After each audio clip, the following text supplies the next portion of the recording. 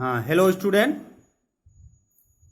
आज हम देखते हैं, जैसा कि इसके पूर्व में अब चर्चा हो चुकी है, नाउन क्लॉज किस तरह से काम करता है। आज देखते हैं कि how combined by using noun clause. Noun clause के प्रयोग द्वारा दो सिंपल वाक्यों को जोड़ करके कैसे एक कॉम्प्लेक्स वाक्य बनाएंगे। जैसे देखिए, the sun rises in the east वाला जो सेंटेंस है, इसको खूब गौर से देखिए, समझिए कि किस तरह से हम नाउन क्लॉज के प्रयोग द्वारा या सबऑर्डिनेट क्लॉज कैसे बनाएंगे।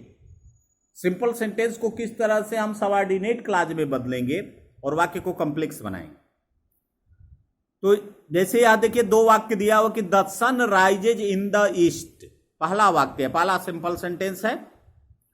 और दूसरा दिया है कि it is a fact, it is a fact. तो इसमें क्या करेंगे, हम कंबाइन करने से पहले दोनों सिंपल वाक्यों को एक बार दो बार पढ़ करके समझेंगे। दो बार तीन बार पढ़िए, न समझ में आता। The sun rises in the east, sun rises in the east, east में निकलता है, पूर्व में निकलता है। दूसरा वाक्य कह रहा है कि इट इज अ फैक्ट, यह एक फैक्ट है, यह एक तथ्य है, माने यह एक फैक्ट है कि sun rises in the east, कि सन जो है ईस्ट में निकलता है, यह एक फैक्ट है।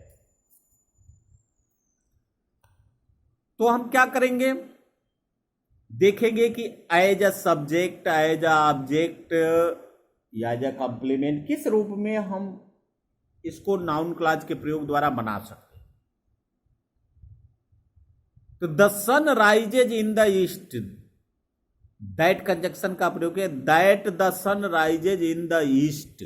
प्रिंसिपल क्लॉज इसको बना दिया गया है। It is a fact, it introductory it है, इसे हटा दिया गया। और प्रिंसिपल क्लॉज के वर्ब के इज के सब्जेक्ट के रूप में पूरा का पूरा ये नाउन क्लॉज आया हुआ है।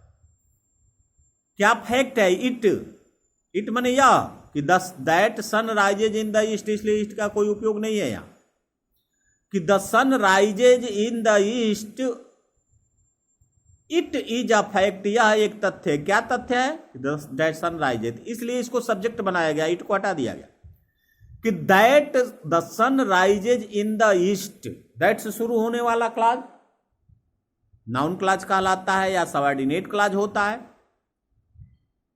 Is a fact, is a fact, यह पूरा का पूरा वाक्य कॉम्प्लेक्स हो गया। कॉम्प्लेक्स इसलिए कहेंगे कि इसमें एक सबऑर्डिनेट क्लॉज है, अर्थात एक नाउन क्लॉज अर्थात subordinate clause, that the sun rises in the east, और एक प्रिंसिपल क्लॉज है इज अ फैक्ट, ये प्रिंसिपल क्लॉज।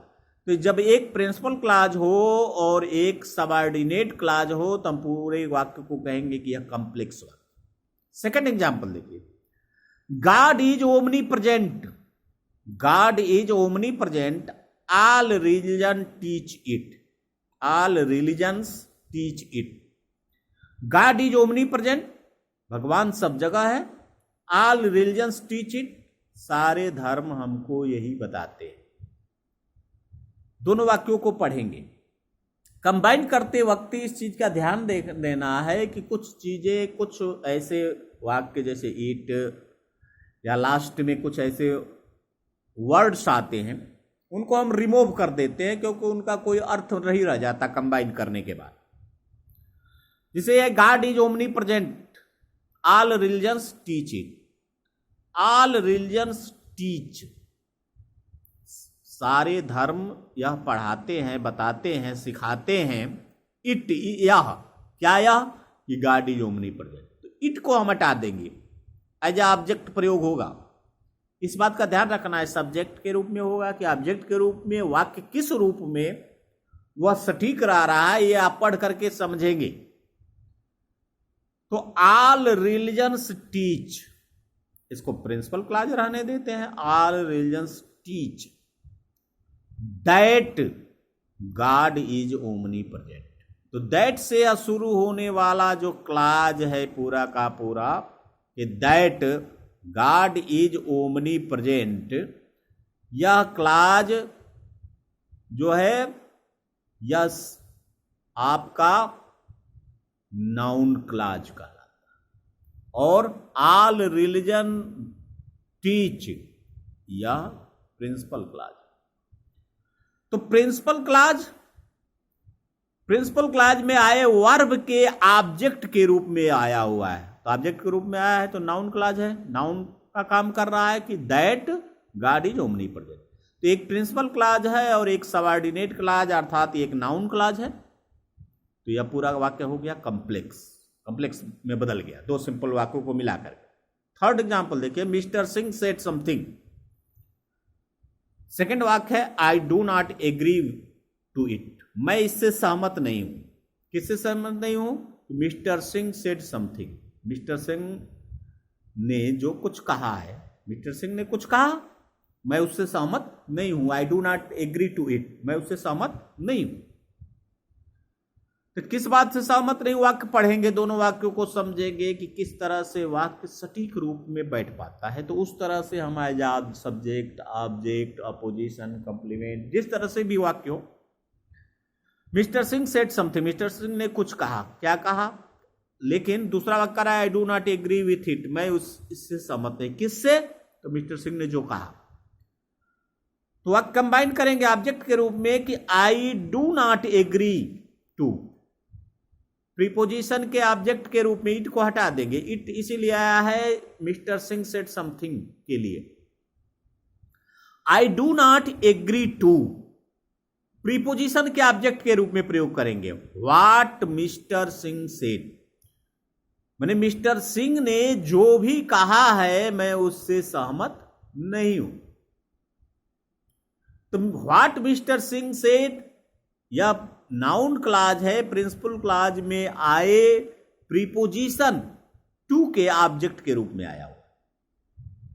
तो I do not agree to principal clause और what mister Singh said noun clause अर्थात सबऑर्डिनेट क्लाज। तो principal clause और subordinate clause यदि किसी वाक्य में हो तो उस वाक्य को हम कहते हैं कॉम्प्लेक्स सेंटेंस। यह आपका प्रिंसिपल क्लाज हो गया पीसी। तो प्रिंसिपल क्लाज और सबऑर्डिनेट क्लाज दोनों मिलकर के कॉम्प्लेक्स वाक्य बनाते हैं। इस तरह से हम दो सिंपल वाक्यों को जोड़ करके एक कॉम्प्लेक्स वाक्य बनाएंगे।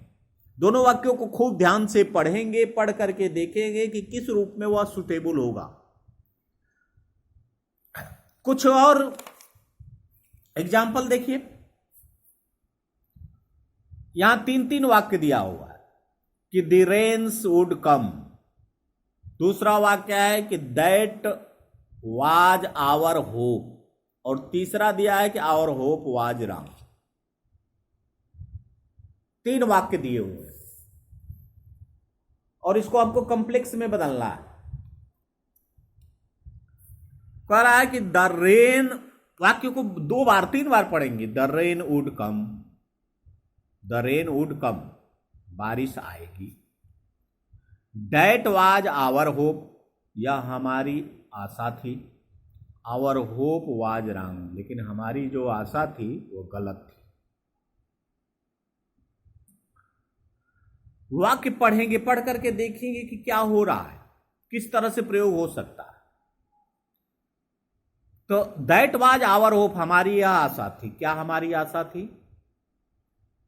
Our hope, that was our hope, our hope ले लिया गया। आवर होप, क्या आशा थी हमारी? कि rain would come, that rain would कम।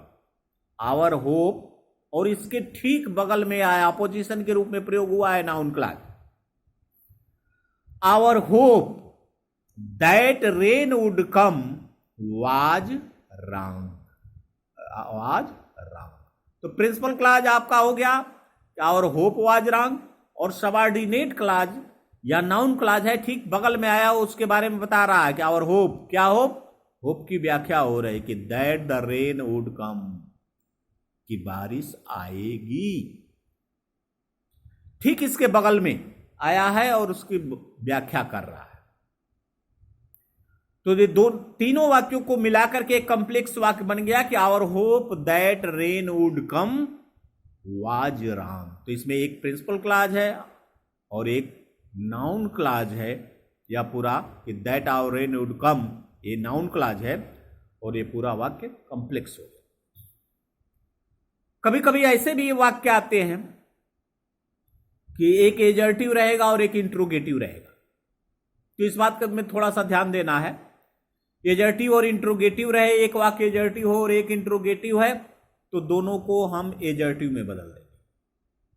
और जो इंट्रोगेटिव शब्द से शुरू हुआ हो तो वह कंजक्शन के रूप में ले लेते हैं।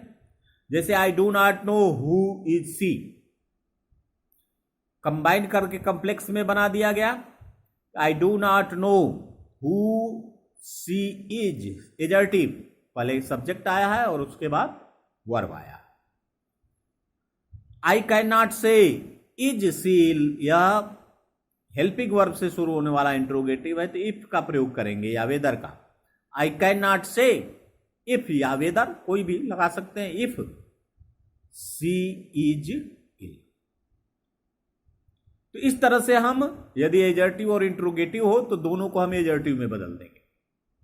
यदि इंपरेटिव और इंट्रोगेटिव हो, मान लीजिए कि यदि इंपरेटिव हो और उसके साथ इंट्रोगेटिव आया हो, तो इंपरेटिव और इंट्रोगेटिव आया हो तो इंपरेटिव एजर्टिव बनाते हैं। इंपरेटिव को हम कुछ नहीं परिवर्तन करेंगे, लेकिन यह जो इंट्रोगेटिव है उसे एजर्टिव में बदल देंगे। जैसे tell me where have you put my book, तो टेल मी वेयर कंजक्शन के रूप में आ गया और इसको एजर्टिव में बदल देंगे। यू हैव, पहले सब्जेक्ट उसके बाद हेल्पिंग वर्ब उसके बाद वर्ब, तो you have put my book. इसी तरह से यदि दो दो इंट्रोगेटिव आ जाए, दो दो इंट्रोगेटिव सेंटेंस आ जाए कंबाइन करने के लिए, किसे कंबाइन करके कंप्लेक्स में बदलिए, और दोनों इंट्रोगेटिव हो, तो दोनों जब इंट्रोगेटिव हो तो एक को इंट्रोगेटिव रहने देंगे और एक को एजर्टिव में बदलेंगे। जैसे डू यू नो, क्या तुम्हें पता है, और दूसरा वाक्य है कि वेयर हैज ही गॉन, वह कहां गया है। तो डू यू नो, इंट्रोगेटिव को इंट्रोगेटिव ही रहने देंगे, वेयर कंजक्शन के रूप में प्रयोग कर लिया हमने और इसको एजर्टिव में बदल दिया। वेयर ही हैज गॉन, पहले सब्जेक्ट उसके बाद वर्ब। वाक्य के अंत में इंट्रोगेशन का मार्क लगाएंगे क्योंकि इंट्रोगेटिव ऑलरेडी पहले है ही है कि do you know where she has gone. तो दो इंट्रोगेटिव यदि हो, इंट्रोगेटिव के साथ इंट्रोगेटिव आया हो और उसे कहे कंबाइन करके कंप्लेक्स में बदलिए, तो एक को इंट्रोगेटिव रहने देंगे और दूसरे को हम एजर्टिव में बदल देंगे। तो इन चीजों पर भी ऐसे भी वाक्य आ जाते हैं कि एजर्टिव और इंट्रोगेटिव हो, तो आप भ्रम में मत पड़िएगा। यह भी कंप्लेक्स ही होता है क्योंकि यह सबऑर्डिनेटिंग कंजक्शन से शुरू होता है। सबऑर्डिनेटिंग कंजक्शन इंट्रोगेटिव वर्ड दिया रहता है। तो इस प्रकार से कि यदि एजर्टिव और इंट्रोगेटिव हो तो दोनों को हम एजर्टिव में बदल देंगे, कंजक्शन के रूप में उस इंट्रोगेटिव वर्ड का प्रयोग कर देंगे। यदि इंट्रोगेटिव वर्ड नहीं हेल्पिंग वर्ब से शुरू हो तो इफ या वेदर का प्रयोग करके एजर्टिव में बदल देंगे। इंपरेटिव और इंट्रोगेटिव हो तो इंपरेटिव और एजर्टिव कर देंगे, इंट्रोगेटिव को एजर्टिव में कर देंगे, कंजक्शन को के रूप में इंट्रोगेटिव वर्ड का प्रयोग कर लेंगे। यदि दोनों इंट्रोगेटिव हो तो एक को इंट्रोगेटिव रहने देंगे और दूसरे को हम एजर्टिव में चेंज कर देंगे। तो इस प्रकार से हम नाउन क्लॉज का प्रयोग करके दो सिंपल वाक्यों को मिला करके कंप्लेक्स बनाते हैं। मतलब एक वाक्य को हम सबऑर्डिनेट क्लॉज या नाउन क्लॉज में चेंज कर देते हैं, दूसरे वाक्य को हम प्रिंसिपल क्लॉज रहने देते हैं। मैंने एक वाक्य को हम प्रिंसिपल क्लॉज रहने देते हैं, प्रिंसिपल क्लॉज मैंने सब्जेक्ट और वर्ब और अन्य चीजें, उसको उसी रूप में रहने देते हैं। दूसरे वाक्य को हम सबऑर्डिनेटिंग कंजक्शन का प्रयोग करके सबऑर्डिनेट क्लॉज में बदल देते हैं। सबऑर्डिनेट क्लॉज का तीन रूप है जैसा बताया गया, नाउन क्लॉज। नेक्स्ट वीडियो में हम देखेंगे कि एडजेक्टिव क्लॉज क्या होता है और उसके बाद एडवर्ब क्लॉज क्या होता है। धन्यवाद।